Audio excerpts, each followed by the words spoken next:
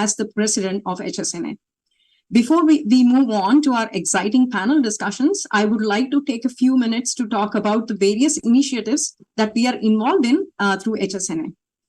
HSNA is a fledgling nonprofit in the Portland metro area, which took its wings in the month of October of last year. We, as an organization with the sole purpose of serving the community, have 9 areas of focus, which we call our initiatives. Through these initiatives, we encourage all community members to collaborate towards the greater sense of giving back to it. Even before it was given a nonprofit status, HSNA as a group of volunteers was involved in several causes in the community. Let me share a little slide that talks about what we did in the last year.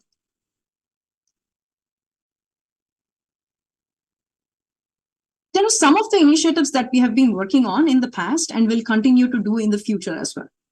Under the arm of education, we conduct online or in-person camps for kids in the community, such as Vedic camp, electronic camps, for benefits of all kids in the community. And these are actually run by kids most of the time. Through our family support, we have time and again witnessed this very humbling examples of how the community has come together to bolster up our own friends and neighbors who are going through a life-changing event in their household. We are trying to raise awareness and participation among members of all ages to conserve and live closely with nature through our environment initiatives. Trail cleanups, tree plantings happen on a regular cadence. Watch out the space for announcements on events for Earth Day we are planning shortly. Through our food and nutrition drives, we are doing our part to help transition folks from homelessness to a more respectable living condition. We have collected food in collaboration with other nonprofits in the area to contribute to our local food pantries. We will continue more of this work and also to raise awareness on topics such as nutrition among our community members. We go the extra mile literally with our health and well-being initiatives. Our team organizes morning walks and runs every weekend for the community's benefit and has also held yoga day events in the past. Our animal welfare initiative recently conducted a workshop for kids to make toys for pets, which was donated to an animal shelter in the Portland area. And they have many exciting initiatives planned for the future as well. Through Youth Club, we are trying to help nurture the passion to serve among kids at a very early age, including helping them build on their leadership skills. Youth are involved in all our initiatives and their volunteering hours count towards PDSA nominations for the year. Our culture and creative arm works a lot in the background and also sometimes on the foreground with all the teams to organize initiatives, initiative-specific drives and events.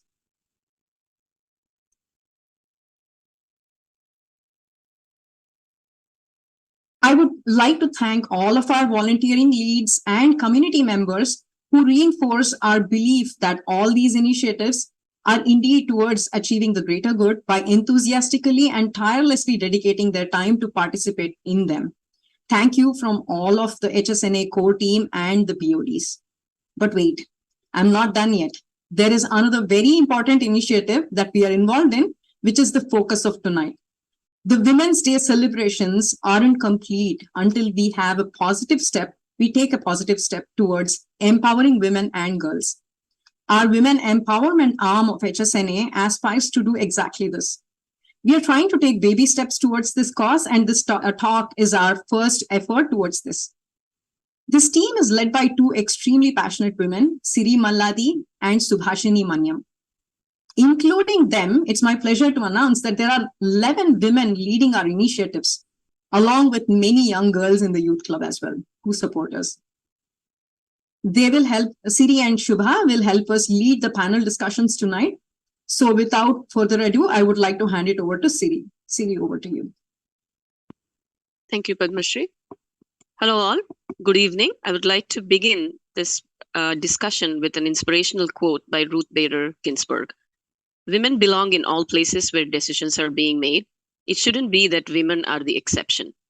I'm Siri Malladi, a Portland resident of 17 years, an IT professional, proud mother of 2 girls, and a dance, music, and language enthusiast. Subha and I are very happy to host our very first live event of 2023, Shubha, please introduce yourself. You muted. Sorry. Thank you. Thank you, Siri. Good evening, everyone. I'm Subhashini Manyam. I've been living in Portland for more than 2 decades, working as a senior architect at Nike and a mother of beautiful and strong daughter, Samiksha. Strong women aren't simply born. They are made by the storms they walk through. Siri, let's get started this event. Thank you, Shubha. Today we have 3 accomplished women panelists for the discussion from our community who will share their thoughts, experiences, and vision while discussing topics pertaining to empowerment of women as well as girls. I would like to introduce one of our esteemed panelists, Chandrika Gokul. Chandrika is currently a principal program manager in Azure Cloud Engineering at Microsoft. Prior to that, she had worked at Intel Corporation as a senior director of architecture and innovation, driving business transformation, strategy, and operations. Outside of work, Chandrika enjoys traveling and has traveled to over 45 plus countries, which has helped her understand various cultures, overcome difficult situations, learn to deal with uncertainties, valuing experiences over things, but most of all, being humble and grateful. She enjoys cooking, hiking, photography, and volunteering in the community. Warm welcome, Chandrika. Shubha, would you like to introduce our next panelist? Sure. I am very honored to introduce Smita Chakravarti. Smita is a senior director at Intel and a distinguished musician. She's the granddaughter of celebrated musician Gana Kalanidhi, Dr. Vinjamuri Varadarajan Iyengar. She was exposed to music from a very early age and had the opportunity to train under stalwarts including Sangeeta Kalanidhi, Sri R.K. Srikantan, and Sri O.S. Tyagarajan, to name a couple. As Chakravarti sisters, Smita has performed extensively across India in prominent sabhas.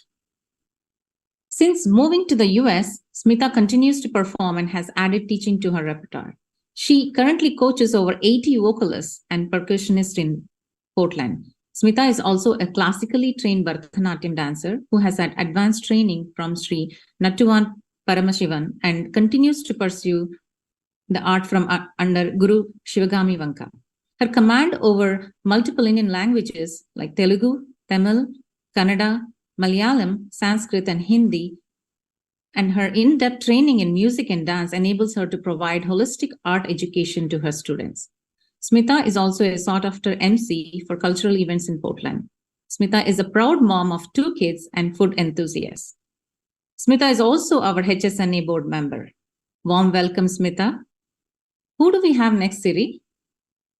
Last but not least, we have Premi Vinayagam on the panel. Premi is the founder and owner at OVM Photography. OVM started as a weekend passion gig 6 years ago in her tiny living room space and now celebrates 1,000 plus shoots, 685 customers turned friends, and its own studio space. Besides photography, Premi spends her weekdays from 9 to 5 as a director of engineering at a software company.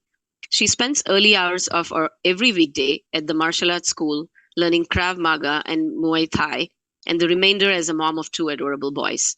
She enjoys running, all things arts, and a good meal cooked by her better half. Welcome to the panel, Premi. Shubha, please elaborate on the panel discussion format, please. Sure, Siri. Each of the panelists will talk briefly on questions posed from the angle of their line of work and life experiences. After that, we will open up for questions or comments from our audience on YouTube Live and HSNA volunteers. Siri, take it away. Thanks, Shubha. To kickstart the panel discussion, could each of the panelists take turns to respond to what does women or girl empowerment mean to you? Chandrika, could you please start us off?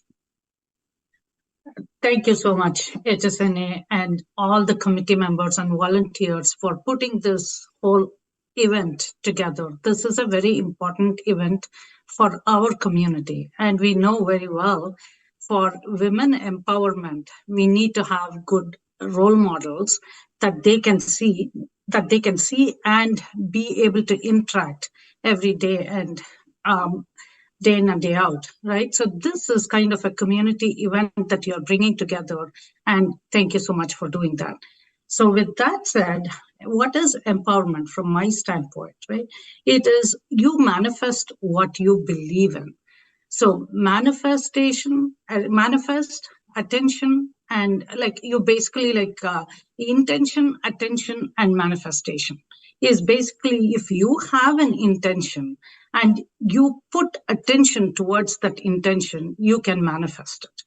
But how did that really happen, right? When I look at my own story, I'll just give you a little bit short description of my life and how it all is manifesting and what does empowerment mean to me, right? It all started when I was a child. My paternal grandmother used to live with us about 5 to 6 months in a year. And she used to always tell stories. And at that time, the stories didn't mean much other than just listening to really nice stories like Nachiketa, Dhruva, and Bhakta Prahlada, all of those, like, where they're all mythological stories. It was really nice to hear with what she was saying, but what now I realized as I grew older, that she was really trying to shape my mind and shape like in a way that I can become stronger, have the self-confidence. And as I grew older, I have literally stood on the shoulders of many strong women. And one of them is my mother. She was like the first, basically like in her family on both sides, she was the first person who went to college. She did her BSc and was worked for many years and retired as a gazetted officer in the state government. So this was a big deal when I was growing up to see a role model as my mother, where she has gone through a lot of difficulties herself and still stood for what she believed in. When I look at, again, fast forward a few years where I was trying to make decisions from my career standpoint, and it was basically to choose. One of the things that always happens is at that time it was either medical or engineering or going to any of the art forms, right? It's so which was very important. I was not very much, I mean, just like what Smita and others are talented with, it was mainly like I didn't have all these external activities which I was going through. So it was mainly like the education is where we were focused on. And with that, it's medical or engineering. I was pretty good at math and physics as well. I had got quite a good accolades from high school standpoint. And thanks to my father, he was a great teacher. So with all that, I got into engineering, going to electrical engineering. And my grandmother says, what will a girl do in electrical engineering? Will she be going up these electrical poles and fixing certain things? That was the mindset. The awareness was not there, right? So, but the encouragement, when I look at it, the first schooling for all of us starts at home, right? So it's basically like the mother and the father giving that encouragement and the empowerment that was necessary to form who I was and to be able to take the autonomy for what I really wanted to do. So went into electrical engineering, and there definitely like a few girls. It was like about 15% at best, well, number of girls when you look at the guys in the school. And basically getting through all that, long story short, come into the US and got married at a young age. Again, what I want to always say is the empowerment is one thing is in the family. The second thing is for girls, especially, the biggest decision you are going to make is choosing your life partner. You want to have a supportive life partner because that is going to really manifest when you are you can put all the attention that you want, but you will not be able to manifest if you don't have the support. So with that was, even though my parents had given me the wings, I always tell my husband, he is the wind beneath my wings. So it is extremely important for me to have that support.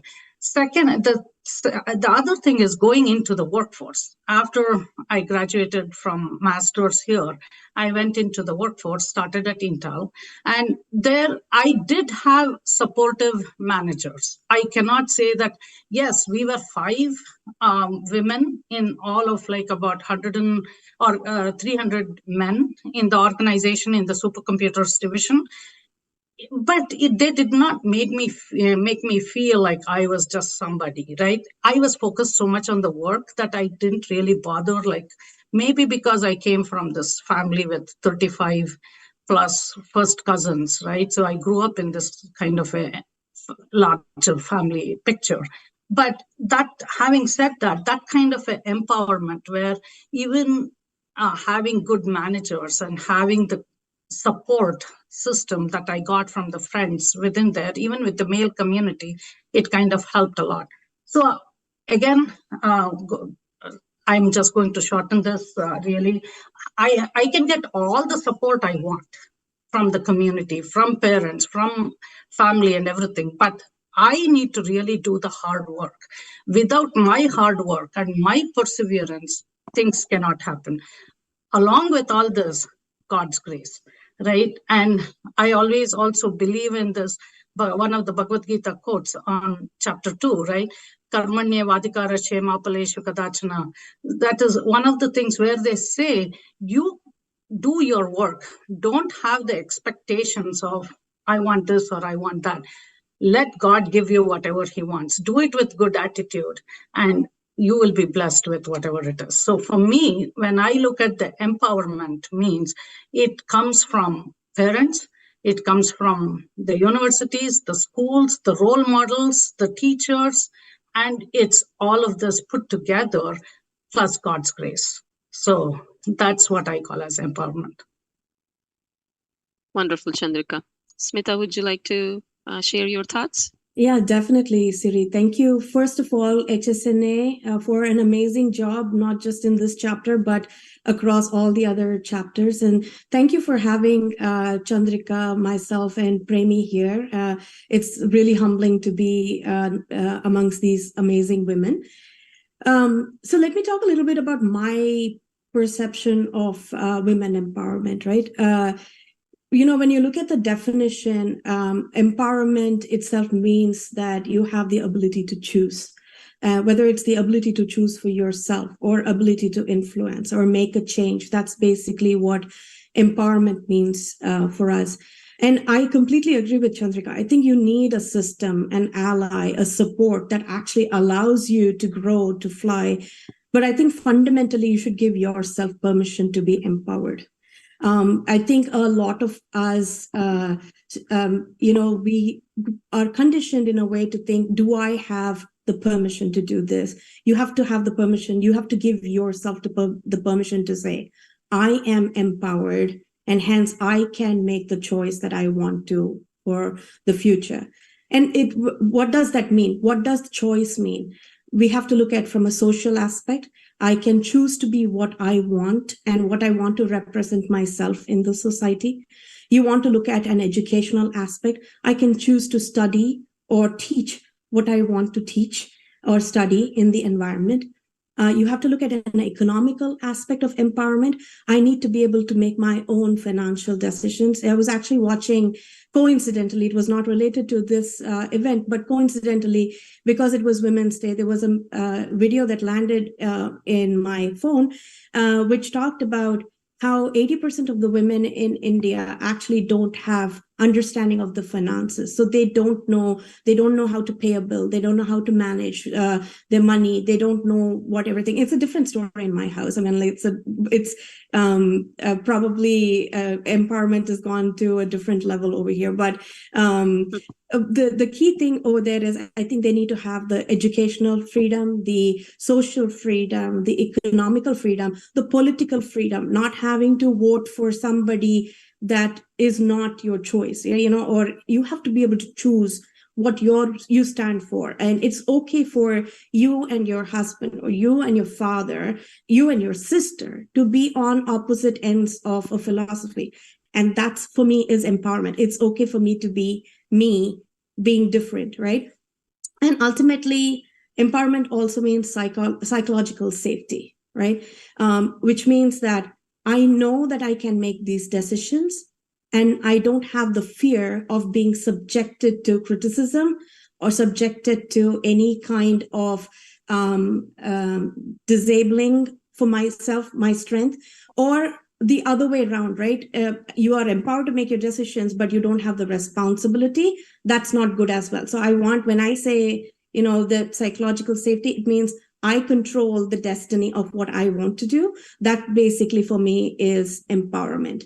And society, your family, your spouse, your partners, your friends, your girlfriends, you need to have a troop behind you who actually is going to lend you all of the support to actually take you forward, because it's not easy. I mean, we say it's if you have all of the support, it's easy. It's still not easy, because there are moments that you check yourself and say, okay, am I doing this right? Am I doing this wrong? And so you need to have that force behind you, but you also need to convince yourself that you are it and you are enough to make the choice for yourself, right? So that for me is empowerment, is the ability to choose with the responsibility that comes with it, whether in any of these aspects, right? So, yeah. Awesome, very insightful. Premi, what are your thoughts? Sure. Beautifully said, Smita. Actually, I think mine will jive a lot with how you ended. But first, thank you, HSNA, for this opportunity. Very, very humbled. I came in with a mindset to learn from some of these amazing panelists, and I'm learning in the very first 5 minutes of the chat. So let's talk about what does empowerment mean to me, right? Empowerment, if I just look at the word as such, it literally means to impart power to someone who lacks it, right? So it is basically given and not claimed based on how I read the word.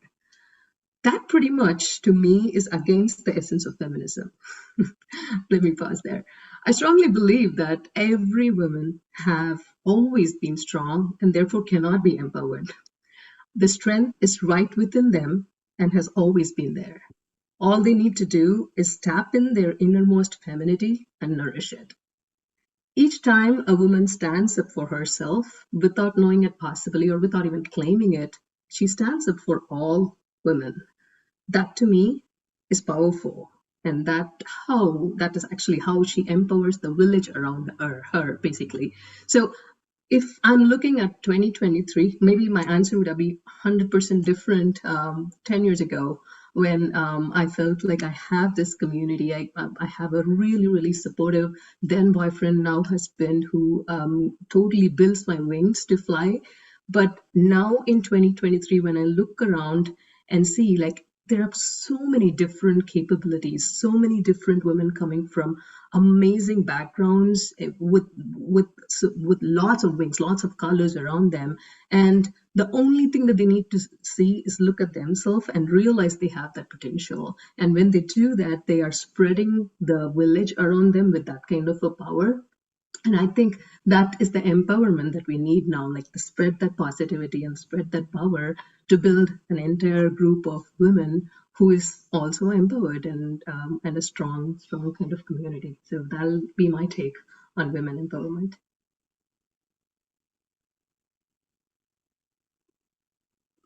Shubha? Yeah, thank you very much. That was very good message. Moving on to the next question. Currently, where are we as women with respect to empowerment? Chandrika, can you please go ahead? Sure. One of the things, like, I was looking at when you guys talked about this empowerment, I wanted to always, my analytical mind always goes into, okay, how are we? Where are we in terms of this statistics? And, that is like the numbers that does come to mind, right? So I just pulled out a few numbers which I came across, right? In the high-tech industry, there is still like 1 in 5 are the women in any of these high-tech industries. So which means even though there is 50% of the global workforce as women, 20 of that, only 20% are in the tech industry, right? So we still have a long ways to go. So, but on a global scale, we are around 26%. So that was in the US. In the global scale, we are 26%. But what they are saying is, in the next 5 to 7 years, we will go up to 40%. That's still low, right? Where are we in terms of 2023? So when you look at this like when we say S&P 500 is the indicator for finance, like all the financial numbers or NASDAQ or whatever, right? The GAFAM, what they call, like Google, Apple, Facebook, Amazon, and Microsoft are the 5 top indicators that people look at. Even though there are a lot of tech industries, these are the 5 that they mark as the indicators, right? Even with that, there is only 4 out of every 4 out of every 100 are in the tech side of it, right? So it's not, there are many women in the workforce, but there aren't that many tech women that are there. And 15% of the Fortune 500 companies, we have CEOs as female, but of which there are, this has gone up, by the way. This is a positive number. There were 7 in 2002, 41 in 2021, 74 in 2022. So that number has gone up. But when you look at the IT sector, we have 5 CEOs who are female, right? And now, while I was thinking about this, I was saying, like, if I were to ask any of our girls, right, or women in the community, can you name the tech female CEOs right now that we have? Very rarely can somebody come up with the names that maybe Lisa Su might come up, but whether it is Julie Sweet from Accenture or Christine Leahy from CDW, it's very hard for people to know those names. Mark Zuckerberg comes quickly. Satya Nadella comes quickly, right? So the mental model that the kids have is still a male figure when they think about it. So how do we change this? These are the things that we will need to talk about it. And I think these are stuff that we'll need to at least change the dynamics in terms of the thinking and the talking. So again, in the areas of engineering, we are just 22%. Computer science is 20%. Physics is 21%, right? So these are some of the things that I was looking at from a statistics standpoint. And I was asking about the Gen Z. How do they look at when they are looking at a tech sector? Are they interested in a tech sector, right? Young women are definitely seeking jobs that are in the tech sector, but they want to have a purpose within it. It's not that they just want a job, they want to have a purpose behind it. However way that purpose is defined, right, is there. But that is the mindset that they have. And that they have to be able to make a positive change. This is how they are thinking today. And it has to be rewarding work. If it is not rewarding, in our generation, we used to stick on with the job for many years, right? Here, when the kids feel that they are not rewarding, they just say, oh, I'm done, right? So, and they should get an opportunity to be inclusive within the organization or the environment that they are in, right? And many times when I see this, when I talk to the kids, they are saying like the vast majority favor their career in tech, but the sector is exciting and innovative and cool, but they are also like saying like there is a lack of support for them at the young age. They are not getting that kind of support. And many times the teachers are also not giving them that kind of environment in which the girls can go into tech, right? And there aren't that many enough role models, female role models that they can look up to, right? So these are things that are the indicators today that we will need to change. If we have to change something in the next 10 to 20 years, there needs to be some markers. And every time we look at what is the success metric for us, right? What is the roadmap that we need to define? What are the KPIs? What are the OKRs? Or all these things that we try to talk through. What is that? We need to define that and really need to progress towards it. Today, we are making progress. We are far better than where we were. When I joined Intel 30 years ago, when I talk about the numbers, it makes me feel different.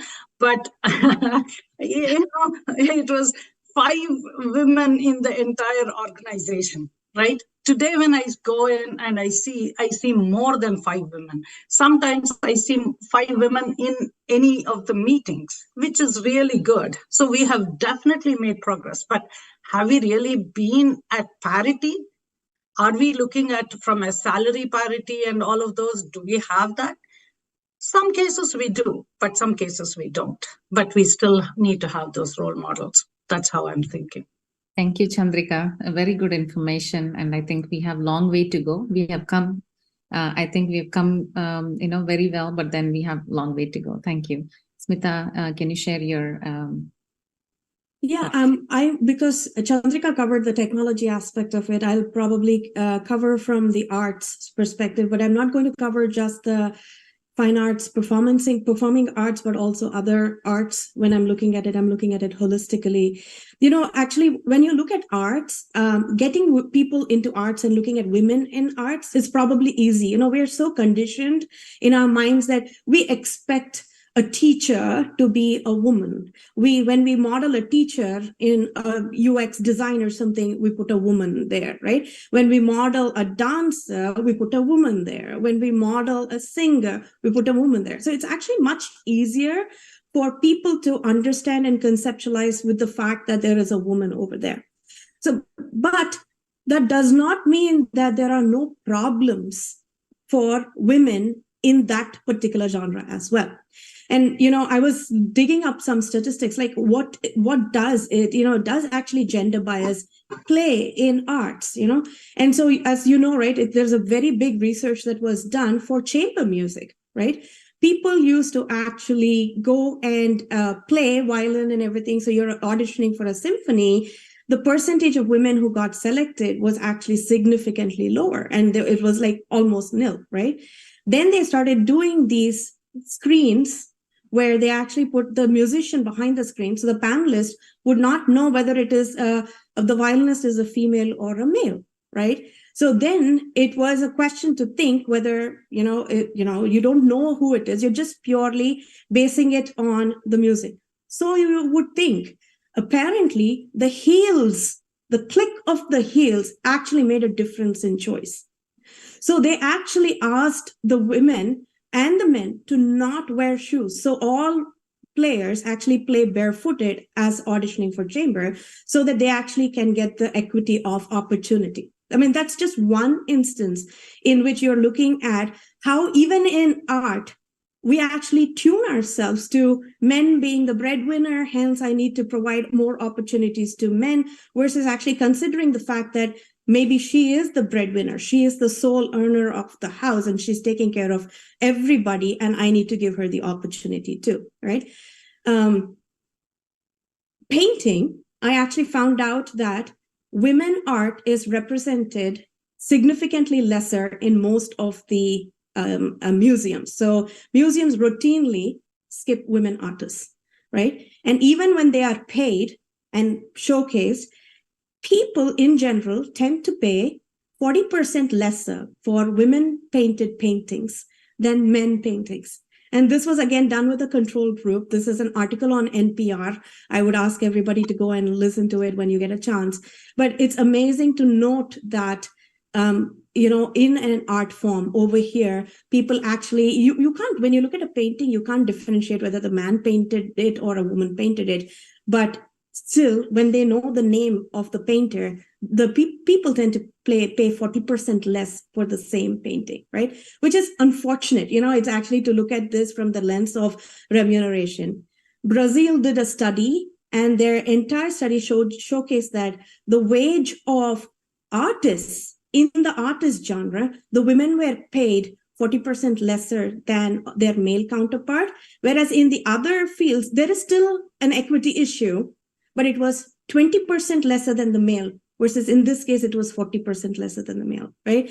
So when you look at it from a statistics perspective, I think we have a lot of women in the environment. We have a lot of women who learn different arts. I don't think the percentage of people in art is the issue there, but us actually giving them the equal value and equal opportunity is a big step that we need to take. And that's still not happening. And that's where we need to move the needle forward, is empowering female artists, empowering them. And a lot of women are doing that. They're actually taking these messages and putting them out there. You see songs written by Cher, songs written by Aretha Franklin, right? So where she's talked about respect for women. So there is a lot of empowerment and messages that are being done because people receive art very well. And so we actually we can use it as also a medium to educate everybody around us, right? But a long way to go, still a long way to go in this area. Thank you, Smita. Very, very, very insightful information and very good examples. I think we all need to go back because, as you said, you will naturally think that in art, it's at least in that area, women Exactly. are upfront, right? But looks like that's not true. Yeah. That's not the fact. Unfortunately. Yeah. Premi, we would like to hear your thoughts on. Sure, Sima. So I would say, as a small business owner, like putting that hat on, in the recent years, I think we have seen a significant increase in the number of women starting their own businesses, right? Our own Home Cooks PDX community is a great example within PDX. This is not just a trend, but I think it's a testament to the immense potential and strength that every woman possesses. Women entrepreneurs are actually changing the game and challenging traditional roles in the business world overall, right? Kim Jones of Spanx, or Cindy Mee of VIP Kit, and Julia Collins of Zume Pizza. And if you're all looking at who these folks are, I would strongly recommend go look them up and look at all the cool products they've come up with, right? So, but reflecting more on this question as a small business owner, where are we right now with respect to women empowerment in 2023? I would say we are, it is a yes and situation. What I mean by that is, yes, we have come a long way, but we got some work to do, and we got some work to do. And as a small business owner, on a specific day of starting from lead generation to actually fulfilling a photography and delivering something to my client, one particular small business owner wears at least 5 different hats. That is actually 5 different hats or 5 different teams you need in an entire organization, right? From sales, marketing, creative visionary, being a photographer, accountant, financing, all in addition to our daily duties of being, for me, it's a daily duty of being an engineering leader, mom, daughter, and also a partner, right? So we are going to need a village to support us. How many times have we found it easier to just go add to cart button in Amazon versus taken a conscious effort to go look up whether there is a small business owner in the community who's going to provide the same product? It might be probably a few dollars more than what you're going to find on Amazon, but you're talking about the community that's going and the village that's going to support your own small business owner and how you are helping empower their business, right? How you are going to provide that additional validation to somebody who has taken that effort to go set something up and prove and become a role model in the society, right? So I think that's the kind of village that we need to build. So it is not just on that one person who is going to go prove herself out and feel empowered in this particular time of the year, but it's the entire community that needs to start to create that particular environment for them, which is why I think the global theme for this year is not embrace equality like it was a few years ago. It's more embrace equity, right? Are we creating that environment to nourish and grow and be the kind of powerful women that a person can be to go and give it back to the society? And I think the other major thing that we should probably start thinking about is embracing community over competition. Creating that empowering circle of small businesses that can feed into each other to build an ecosystem, right? I'm constantly, as a photographer, in a lookout of what I can offer to my customer to increase the value proposition, right? Whether it's makeup, a consult, a creative set, prints, gifts, experiences, or like that kind of what can I add on so I can provide an experience to whoever is coming to me for a photography session. So when I do that, I constantly seek small business owners in the community that can offer that, right? Growing together and creating the community or the environment for others to grow is what we need to jive with this year's global theme of embrace equity, which is very different from equality from my standpoint. Wonderful, Premi. I think each of you have thrown focus on different aspects of empowerment coming from tech, arts, and being an entrepreneur, and very valuable insights.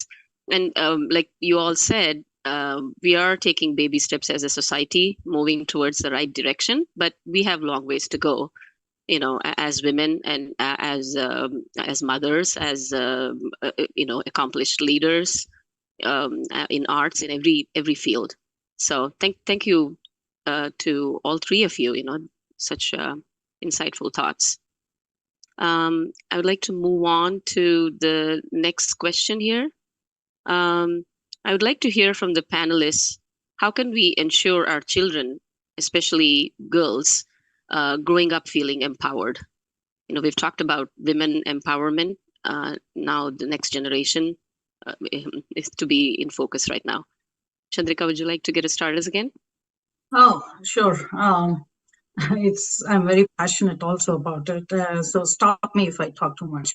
It's like, no, the thing is, it starts at home, right? When the girls are really coming into a family, we really need to nurture the kid and not just say like, have these ideologies like Barbie dolls for girls and trains and everything for guys, right? So that's how they are envisioning. So why can't we have role models which instead of a Barbie look at something else, right? Have those kinds of things, whether it's at the home or whether it's in schools. We need to change the entire structure, right? It's at the home, at schools, at the universities, in the community, just like what both Smita and Premi both talked about, right?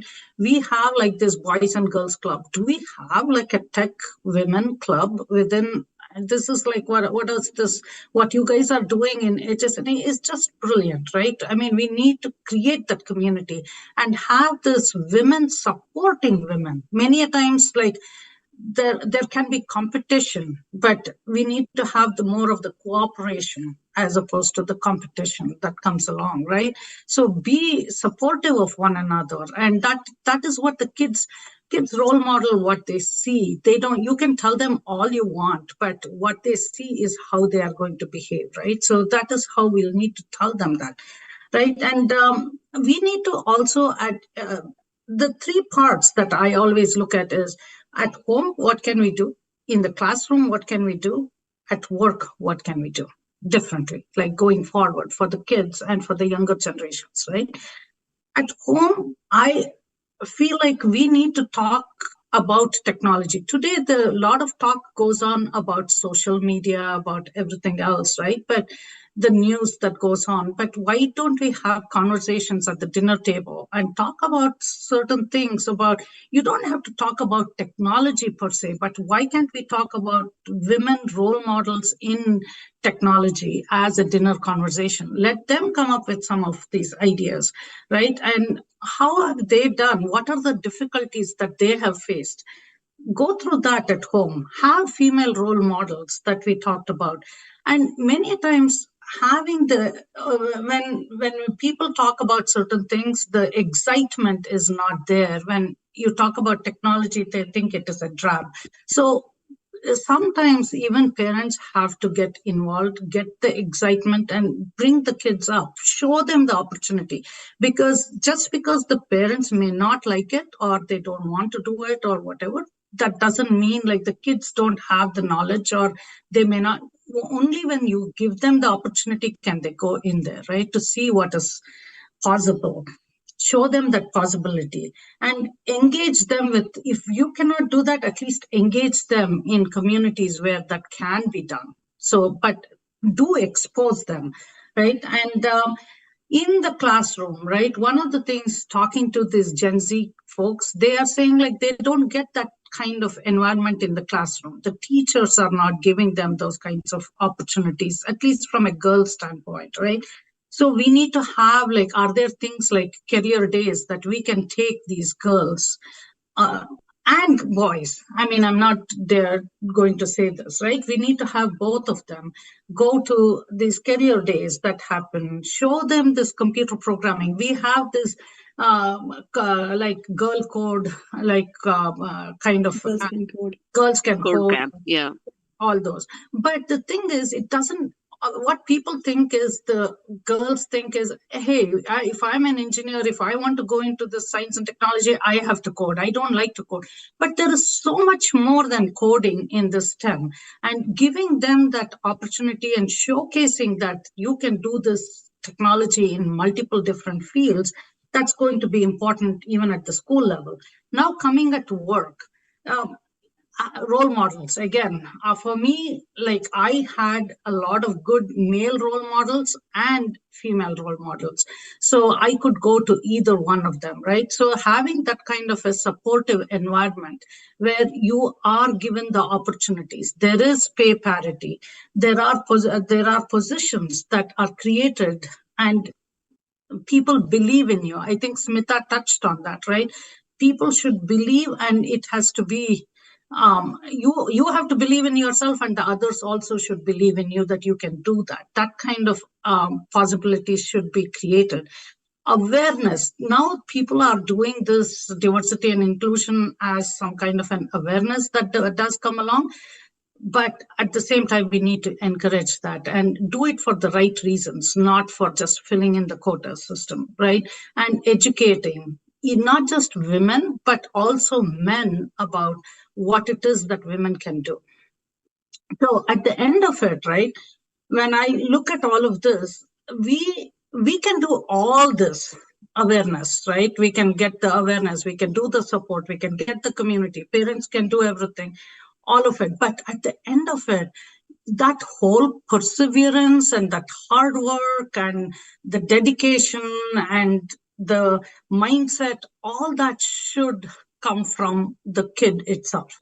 And how do you nurture that? That is going to be very important, right? So, and all of these put together should be there, but they also should do that. And again, going back to one of these Bhagavad Gita quotes, right? Uttaret Atmanatmanam, that is like, basically you can give everything to the kids, but you have to lift yourself. Only you can do that, right? So the kids should know that hard work is important, perseverance is important, the self-discipline is important. All of those should come together along with all these opportunities that they are going to get. Great thoughts, Chandrika. Thank you. Smita, would you like to share your ideas on this? Yeah. Definitely. Thanks, Siri. Chandrika, you said so many things that, just went to what, I was actually thinking about as well. I think raising empowered, strong girls, and I'm going to change my word because Premi, thank you. I don't think it's empowered girls. I think it's raising strong girls who self-empower themselves, right? That's about it. They give themselves permission to do it, right? Be rock stars, be badass, right? That's what it is. I probably said a word that you shouldn't do on YouTube. But, I think we need to help them voice their opinion. And that starts out with dinner table discussions, right? And it doesn't need to be about a specific topic. Like Chandrika said, pick any topic, pick a debate, pick a political view, pick something. Ask them to say what is different about, what do you think is different about this, and why is you, maybe take a stance that's completely opposite to your daughters, just so they know how to argue, how to actually stand up for themselves. I think it's a big amount of training that needs to be done, something that I actually got at our dinner tables. And my parents used to have these massive debates around dinner. And we used to debate everything from Satya Sai Baba, to whether, Christianity and Judaism are the same, or, all topics under the sun, whether we should eat ice cream or is ice cream a soup, from everything, right, under the sun. And it's a good exercise because you will actually enable your child to voice her opinions. Don't let boys will be boys attitude get away. I actually think that's actually one of the bad things. Oh, boys will just be boys. That's one thing that you cannot agree. You need to raise boys to be okay with an extremely strong woman. I read this article once which said, I brought up my daughter to stand up for herself. Unfortunately, I did not raise my son to actually be okay with that kind of a strong woman. And so he's having problems in his marriage because he is not able to do that, right? So raise your boys. It's not just about empowering your girls and training the girls. It's also raising your boys to be okay with them. The other thing I would say for girls especially is ask them to stand for what they want, right? If it is equity they want, they need to stand for it. If it's equality they want, they need to stand for it. Ask them to find their voice and stand for it, right? It means to be perseverant. It means to work hard. It means to be confident in what their choice and what their option is. And it's okay to be different, right? I think that's one big thing for us. We have this ideology of girls are all like this and boys are all like that. I think Barbie example is great, right? It's okay for your girl to play Pokemon. It's okay for your son to actually play with dolls. Don't put them into a mold and force them to be one or the other. And I think that is also an extreme element of empowerment. And practice what you preach. As parents, we at home are probably the first people that they see. And so if I tell my son saying, you need to be okay with a strong woman, but at the same time, if, my husband doesn't share 50% of the work with me, we are not creating that example at home, right? So we have to build that environment to show what equity and equilibrium looks like. It's not always equality, it's equilibrium that you actually are looking for in an environment, and that's what you need to strive for.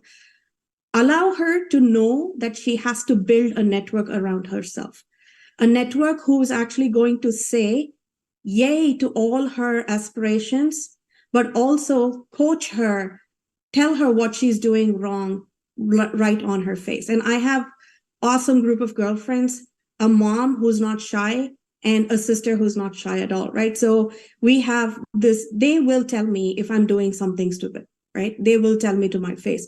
But they're also the first person, if I say I'm thinking of this, they're the first person to also say, yep, go for it. What can we do for you? How can we help you? So help her build that click, help her build that circle around her, because you will need it in tough times. You need somebody to fall back on tough times. And roads are tough. I mean, let's be very honest. We all have faced some hurdles in our life, but the support and the structure and the self-respect for yourself are the three things that are going to help you move forward. So that's what I would encourage in all our little girls who are listening today. Yeah. Awesome. So much common sense, but we still sometimes fail at all of the things you just mentioned. Premi, what do you think? Beautifully said, Smita. Actually, I will have to kind of score down some of my points because you nailed it 100% on so many different levels. I kind of would like to say, yeah, right there with you. If I have to just summarize this as a thing that what I have to bring up or tell, I'm going to say children, not just girls, because I say this to my boys too. I would say encourage kids to explore their interests, right? And that way we are not going to put a gender bias on one art or the other. I would want to show them that these are all the options. What do you want to go try out? Just go try out. I mean, I do that even today. I have my to-do bucket list keeps growing. My husband keeps mocking at me for that.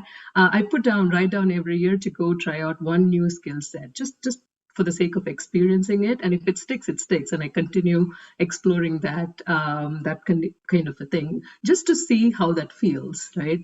Be it axe throwing, or I started Krav Maga the same way too, but has stuck to it for about 7 years now. So I think giving them that kind of wide open, just go try it. You don't have to stick to it if you don't like, but just go give it a shot and see where you stand. I think that is one thing that is quite powerful.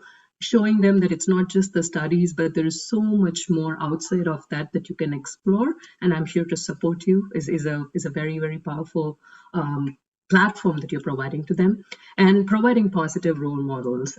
Just like how Chandrika mentioned, we talk about Elon Musk, Steve Jobs, and Jeff Bezos. Let's change that. Where's my lineup of women heroes from within the community that they can relate to? Let's talk about Chandrika. Let's talk about Smita. Let's talk about Samati Raj, Siri, who are all the aunties and uncle, they are able to look around their neighborhood and say, I want to be like her, right? I want to grow up like her. I have somebody I can go talk to and understand what I need to do with my career because they are established. They are already there. They'll be able to guide me rather than trying to go Google up or now ChatGPT, look into Jeff Bezos' life history to figure out how he came to where he is, right? That's a little far away. Those are books, definitely, but life experiences matter a lot, right? I think we need to, that's one way for us to put that thought into them, to show there's so much more success around them that they can relate to and definitely grow.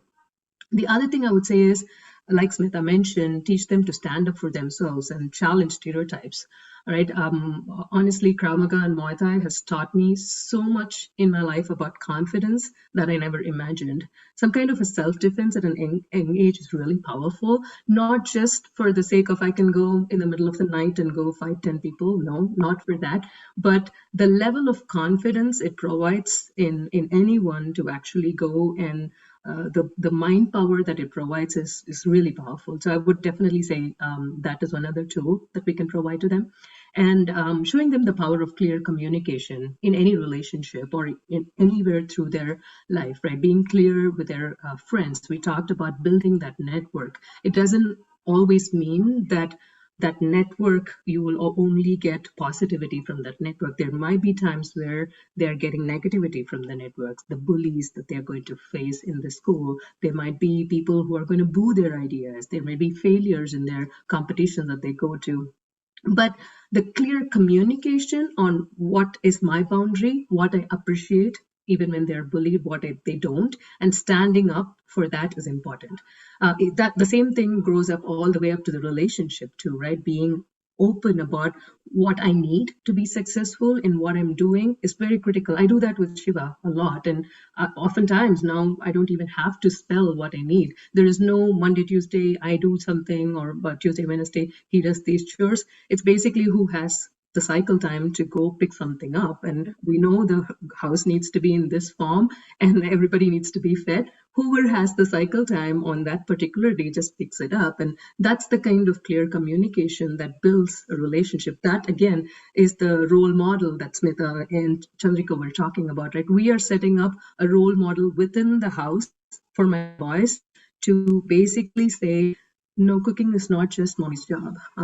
Lifting the big suitcase when I go on a big trip is not just dad's job. Even my husband keeps mocking, have mom to put it up. She's probably will be able to do it much sooner than I do. But, I mean, he probably means it as a joke, but even saying that to the boys and putting that kind of an image in their mind is something that I really appreciate of them, to actually help build and model and break that stereotypes at home, right? And help them kind of embrace the feeling that I would want them to have stronger women as partners in their life. But when they're doing it, I want them to actually think that is normal to see women who are powerful, and not it's a special thing that my woman is powerful, right?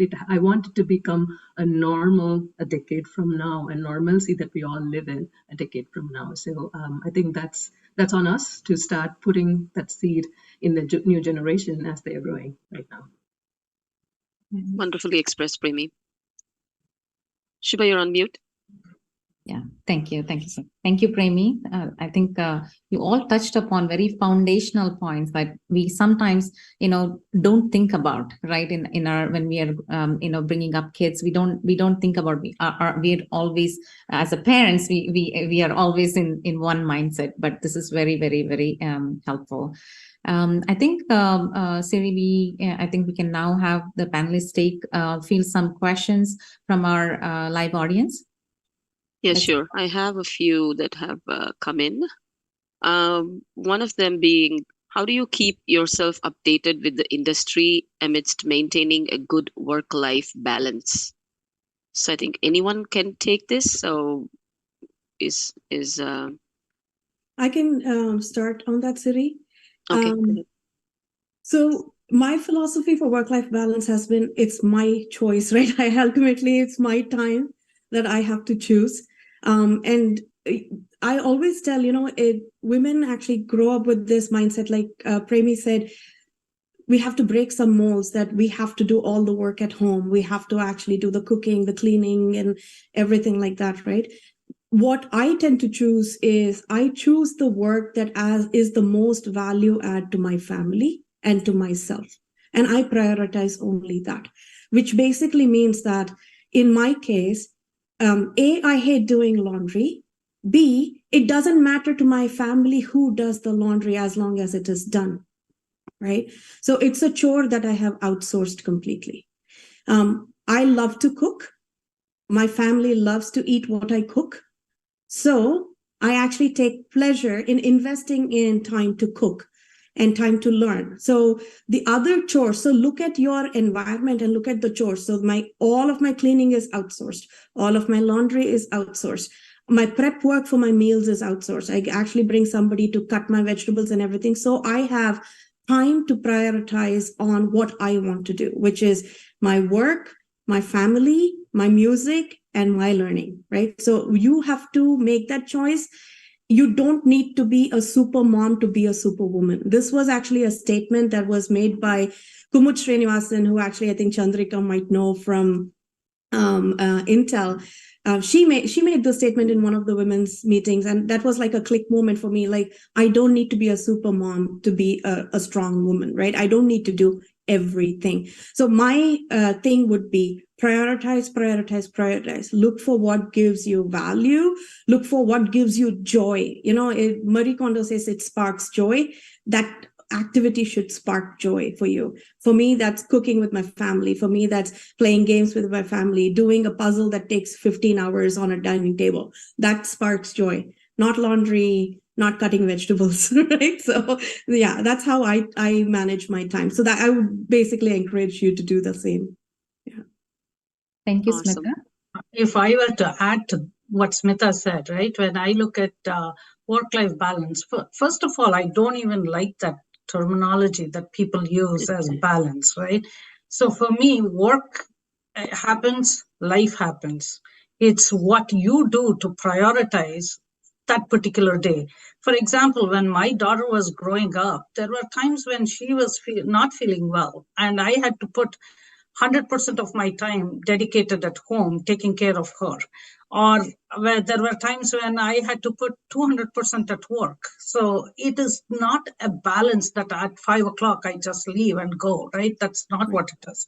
Whatever is a priority at any given time, I put in that.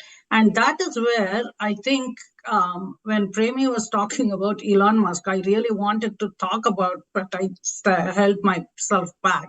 But, do really women want to go and work at a company like that where they work for 16, 17 hours every day in and day out and sleep on the floors to get things done? I don't know if women will want to do that. I don't know if men will want to do that. So when you are looking at a work-life balance, that probably may not be the kind of a balance whether a man or a woman would want.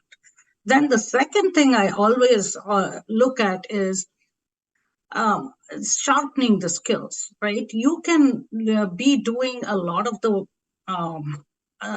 work really efficiently, but if you are not sharpening your skills and keeping up with the new things that are coming together and learning, you are going to be outdated in the tech industry really quickly, right? So many times I always give kids this story where they say, like, there were two people who are chopping the wood and they both get the axe at the same time. They're chopping really fast. But then one guy takes 2 hours for his lunch, comes back, and then it chops more, right? This guy, the other guy is just chopping and chopping and chopping. And then this guy says, I've been doing it for 10 hours. You take 2 hours lunch and you come back, but you chop more wood. How is that possible? And he says, I take 1 hour lunch and I take the rest that I need for my body. But the other 1 hour, I'm just sharpening this tool so that when I come back, I can chop it faster. So it's very important that you're sharpening your skills and learning new things at any given time, that you're not becoming outdated faster. So that constant learning is what is very important. Beautiful. Thank you, Chandrika. There was one question, I think this was already answered, but I'll just talk about that. What is the true meaning of women empowerment at personal level in each panelist view? How do they measure of success in that aspect? I can go first. I mean, well, there's one of the Femi, unless you guys want to go. Yeah, I think it was partially answered, but yeah, if you have thoughts that jumping at you, please go ahead. Thing is, for me, the inner peace that I feel every single day, right? Am I true to my conscience of what it is that I'm doing, right? That is very important for me. So that kind of empowers me to do what is the right thing, whether it is for the community, for the organization, for anybody. If I am not calm within, I cannot give back to somebody else. So that is very important for me. That is how I measure success. Yeah, I think I would probably echo on this. How do you measure your own success part is my happiness index. If I feel content, end of the day, that yes, I feel accomplished and I have done this, that's how I measure my success overall, as how much I feel good about myself in a day. Yeah, actually that's it. I go to sleep happy. That means I've done it well. And, I'm not troubled by any decisions I've made, or that's my choice again, right? And I'm happy. That's about it. Your inner peace. Yeah. Yep. I think we can go with another question from the YouTube chat. This one's a bit long.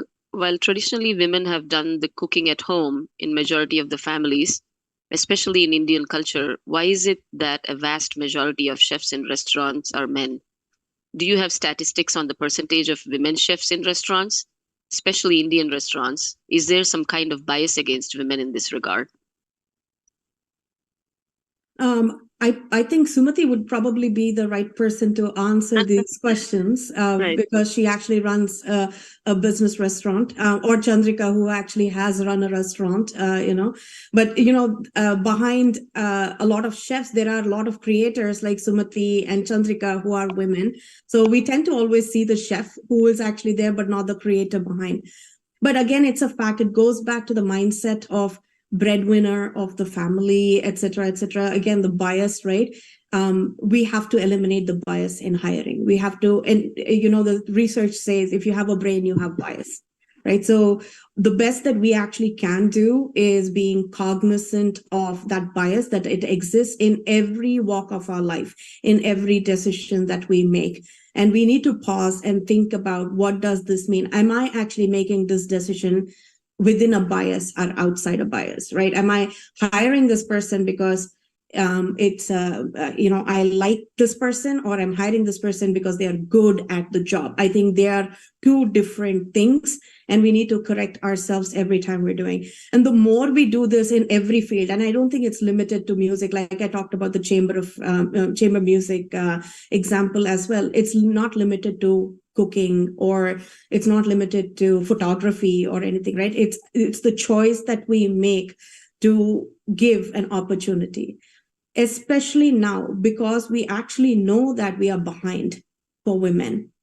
We need to do what we call the affirmative action, which is all things considered, if it is equal, give the woman a chance, right?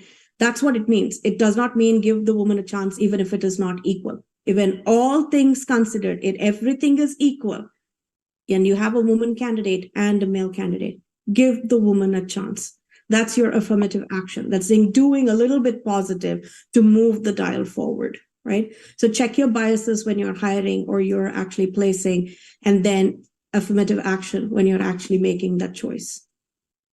Right. Adding to that, right, the way I look at many of the things, I was just thinking, because I wanted to go to a culinary school as a secondary thing, right? Because I do like cooking. But one of the things that the person said is, it requires a lot of endurance, especially if you're going into having to stand for like 8 or 10 hours continuously, day in and day out. And that kind of an endurance is not I'm not saying women are not going to have it, but it's a lot of hard work from a physical level, right? Will they be able to do that day in and day out? Maybe some women can, but I don't know whether everybody can, right? So from an endurance standpoint, that's where I was just thinking when the question came about, that men may have physically, like they have more endurance of doing it. Probably that could be one of the things that why there is more of a gender bias on that side. I would probably add a lighter note to that, right? Maybe women are natural in cooking, and I'm glad we are changing the scenario here where they really need to go to school to learn it the right way, and I'm glad we're making that change. But again, jokes apart, I think it is very valid that lots of chefs are men compared to women in that industry overall, and but just reflecting back on some of the cooking shows that I watched with the family, I've heard so many of them look back up to I was inspired by my grandma's cookbook. I was inspired by my mom making this particular soup. So I think we have placed some level of inspiration in them following that passion. And I think for now, I will take pride in that. Well said. That's very good. I'll go with the next question. Can speakers share an encounter with a strong women role model and how it influenced them? For me, it is Oprah Winfrey.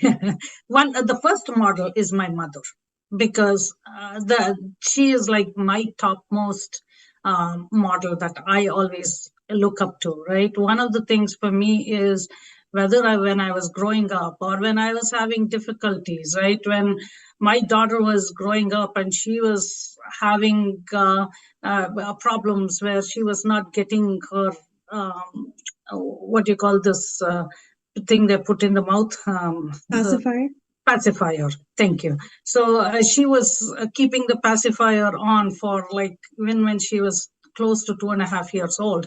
I used to tell my mom she's doing this, and she says, she's 2.5 years, let it be. When she's 20, if she does that, then worry about it, but don't do it now, right? So the kind of, and even when she was 6 months old and I was having difficulties balancing work and life at that time, I was thinking, okay, I'm just going to quit. She says, in your mind, keep 1 year that it's going to be really difficult, right? And go through that difficulty together along with Gokul, right? So you both have that in your mindset. This 1 year is going to be difficult. Give your chance, give your thing like 1 year chance for both of you.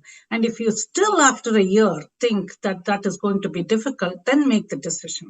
But 1 year is a short time when you look at the whole span of life, but don't give up that easily.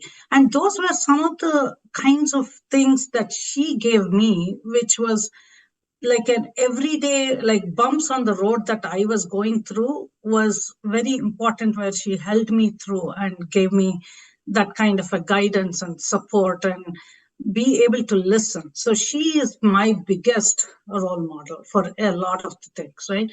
But the second, when I look at all these other role models, I do look at Oprah.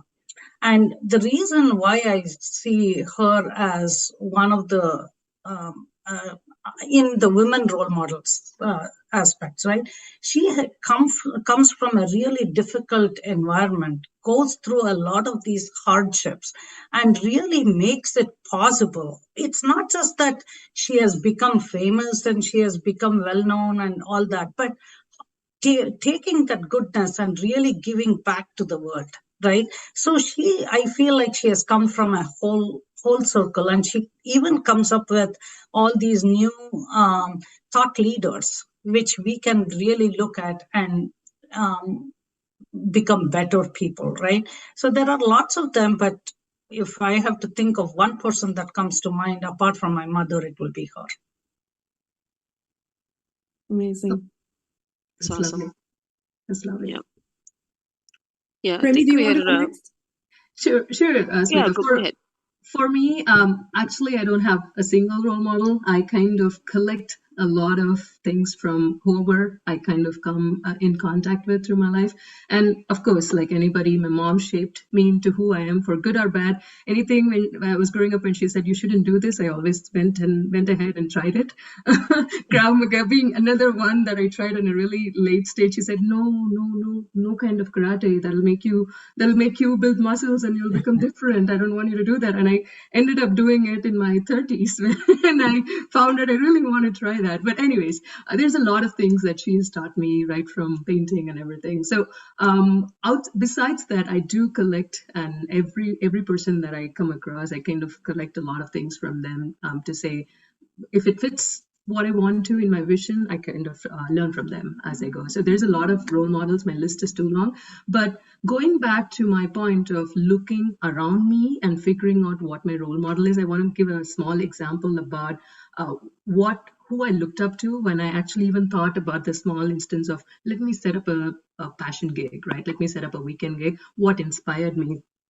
Actually, funny, we talked about those two people just a little while ago. Sumati Raj and Chandrika are definitely the two women entrepreneurs in the Portland community that inspired me. Even I don't know, they didn't know about it, but I actually went to Curry Leaf once. I was in Vancouver. I came and I met Chandrika. The way she was actually going to every single table, connecting with the customers, talking about how the food was and how it is done. I saw the exact same thing done by Sumati when I went to Chennai Masala. And that was when I actually thought, if I'm ever doing something outside, I want to be able to connect with my customers at that level. And that's the level of experience I want to give it to them, right? Not just do photography, take pictures, here, take your pictures, but I want to make friends. I want to be, I'm creating memories for them. I want to be part of their longer thing, just to go back and say, hey, I had this fun time talking to Premi, and also we did a photo shoot kind of a thing. So they really planted this seed in customer value for me. And Chandrika and Sumati, if you're watching this, you're totally my role model and inspiration within the community. Awesome. Just to clarify for the audience, the Chandrika you mentioned here is Chandrika Nimmagadda, although Chandrika Gokul is super inspirational in many, many ways. So just wanted to clarify. I too wanted to say that because it's the same name. So I'm learning a lot from you too, Chandrika. Definitely, I'm going to write up a few things that I'm inspired by what you are. Thank you. Thank you, Premi. Like Premi said, I think we all have so many strong women role models. I was talking, I think it starts from my great-grandmother, my great-grand-aunt, actually, and my grand-aunt. My grand-aunt was actually widowed at the age of 9, and then she pursued her education, became a principal of a college, and retired as a principal of a college. In 1900 was when she was born. So just think about the era that she was in. Of course, she had a massive ally, her father, who said, I don't care what the society says, go do what you want. No bigger role model than that, right? So, of course, now we are in a family of very strong, educated, high-willed women.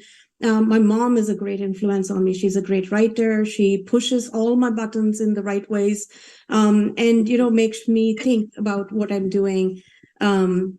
She's amazing. I think we both take, my sister and I, we both take a lot from my mom, both her strength and her intelligence, and a lot of the patience and regard for my father. So it's like, a mix of both. But I have to give credit to my parents over there.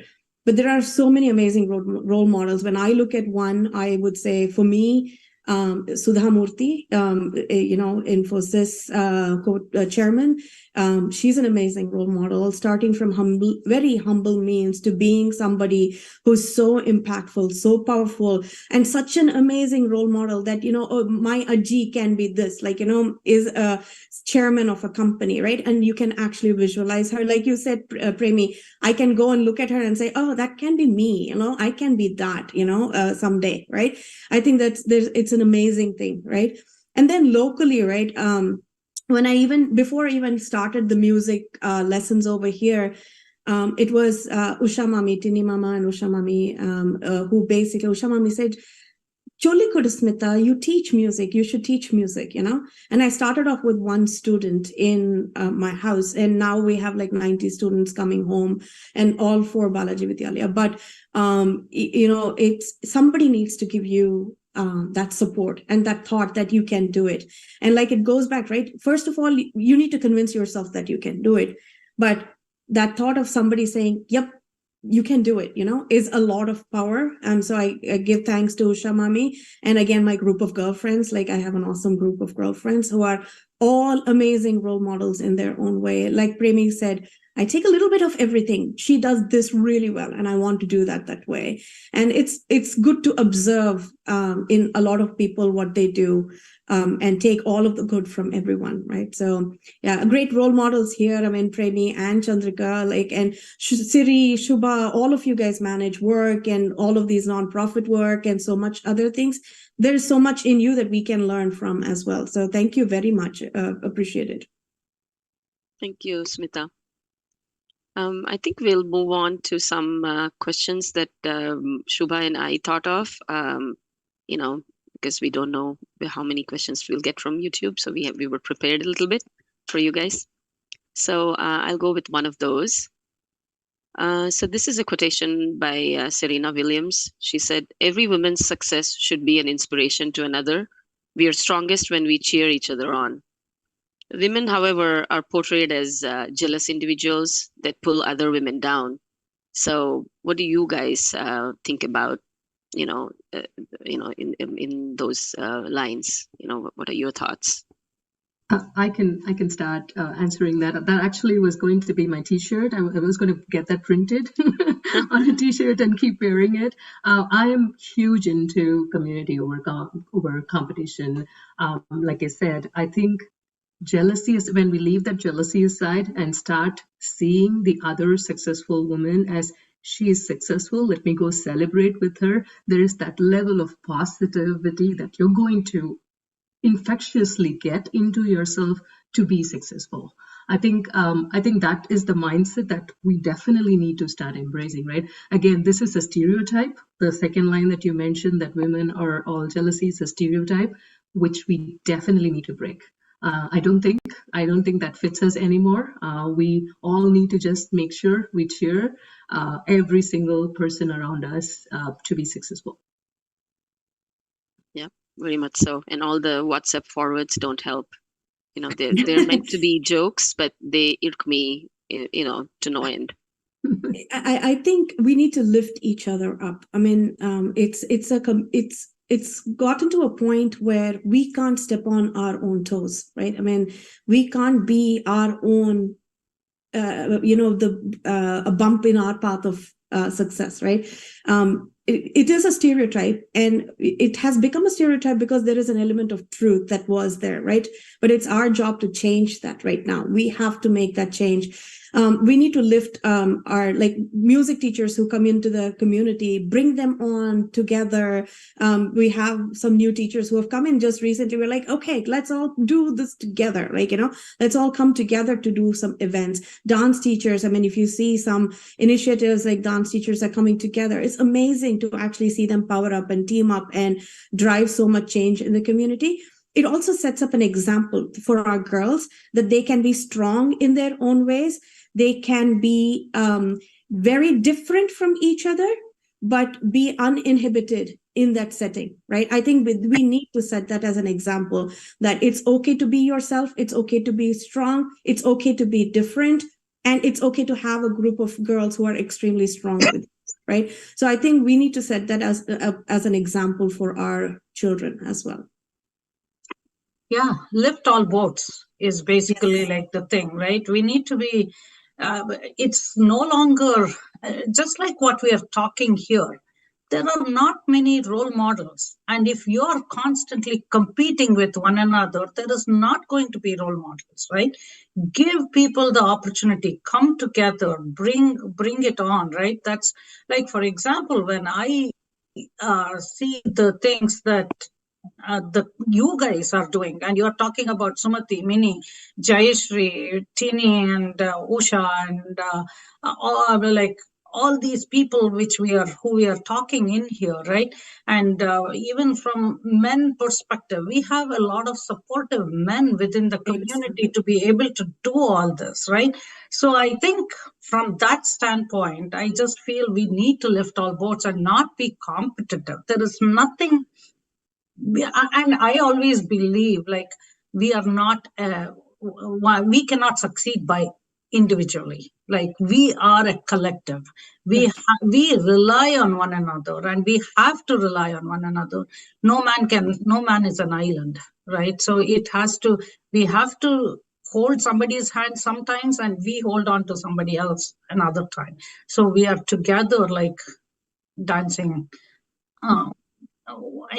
Unanimously, like otherwise it's not going to happen.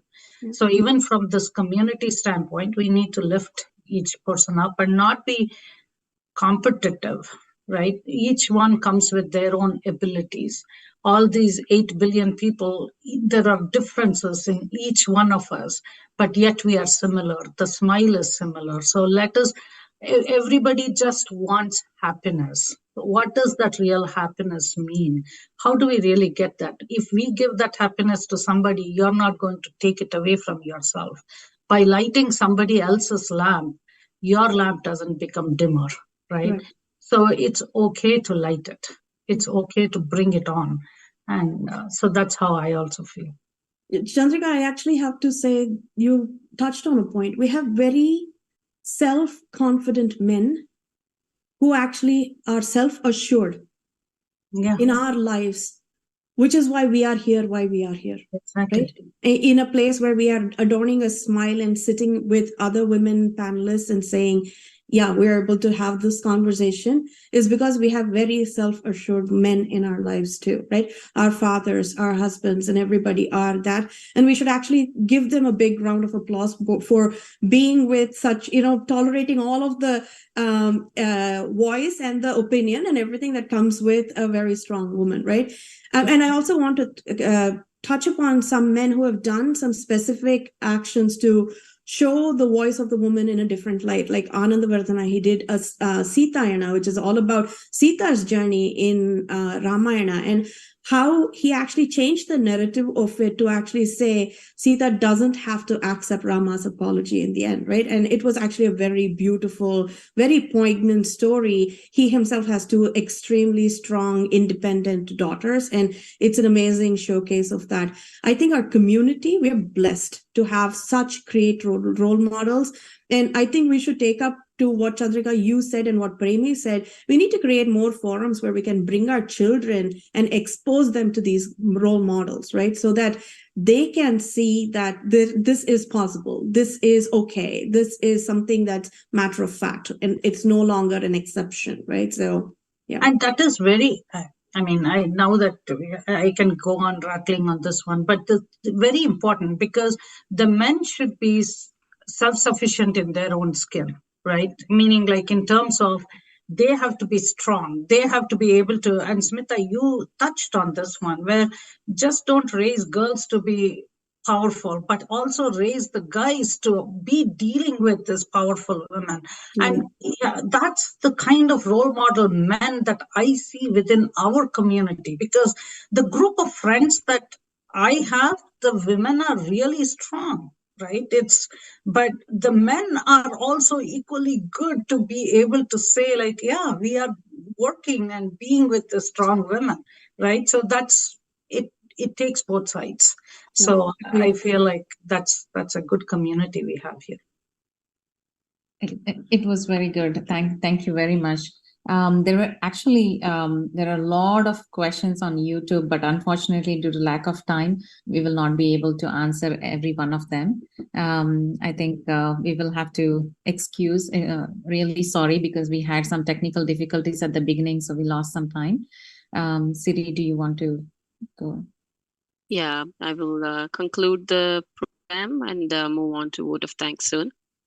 So HSNA's Women Empowerment Initiative, we have projects lined up to support women returning to work single mothers, support those from the transgender community, and also women at day shelters. We, as a Women Empowerment, Girl Empowerment Initiative, hope to play a part in their journey towards self-reliance and independence. With that, I'll hand it off to HSNA's Family Support Lead, Shaila Mudigonda, for a vote of thanks. Thank you so much, Siri. Awesome, awesome panelists, awesome discussions today. Thank you, one and all. I'm Shaila Mudiganda. I lead Family Support Group along with Radhika Anantapur. We would like to really thank you all, wonderful ladies in our panel today, gracing this occasion and patiently answering all the questions. We had fantastic participation on YouTube today. Siri, Shubha, and Padmashri are the backbone for our women empowerment initiatives. Thank you for coming up with this idea, quickly seeing through this to completion seamlessly. What would we do without you girls? Ramesh is our helping hand for every initiative we undertake, resonates with what you just said, strong ladies, they, content men to support. So thank you so much, Ramesh. Thank you so much for spending so many hours trying to get the tech support nailed and working with all of us, smooth out all the final details and handle the little technical glitch and getting us on the track today. Thank you so much, Ramesh. Thank you, Annaga and Savita for your from creative team for all your suggestions and the backstage help for all of us. Thank you one and all once again for a fantastic evening. Padmashri, over to you to talk about HSNA's future initiatives. Thank you, Shaila. Thank you. Wonderful program and enthusiastic participation by each of you in the panel. Thanks a lot to the volunteers. I just want to end with going through the initiatives that we are coming up with as a part of women empowerment and as a part of General HSNA, the other initiatives that we'll be undertaking this month. Ramesh, I would like to share the slides.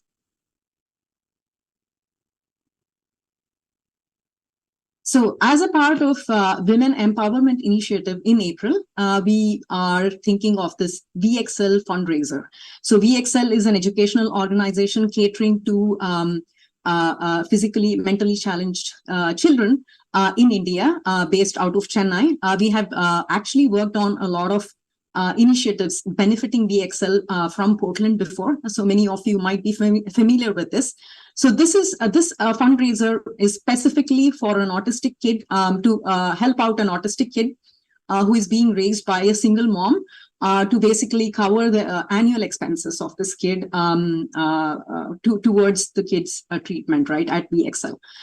So how we are thinking to go about this is to organize a baking camp, which is going to be led by youth and also attended by youth.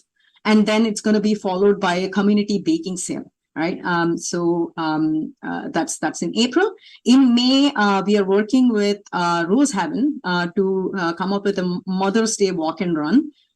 So that's coming up in May. And then there is the Back to Work webinar that we are planning to organize, which is very timely. There's a lot of churn going on in the tech industry. So this is going to be very timely for that.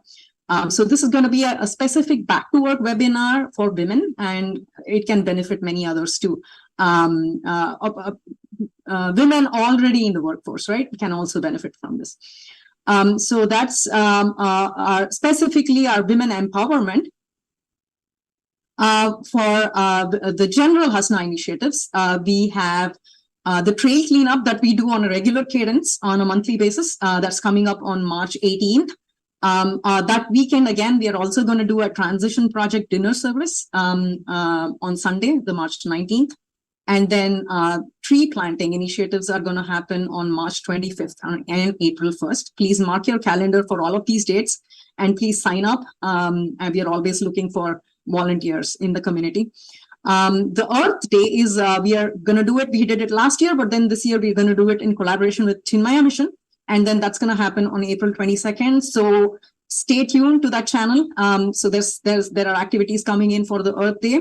And then the Oregon Food Bank, we just used to do the transition project dinner services till date. But then we are going to start volunteering with Oregon Food Bank.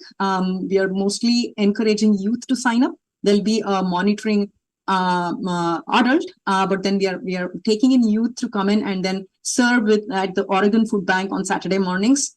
So that's going to start in March. So we are targeting dates of 18th and 25th of March. So we are going to float out the sign-up forms for all of these initiatives. And I strongly urge all of the community folks who are interested in being involved in such initiatives to sign up and be part of us, right? So you make it happen with us. So with that, I would like to conclude. Thank you so much, everyone. And then, more power to women.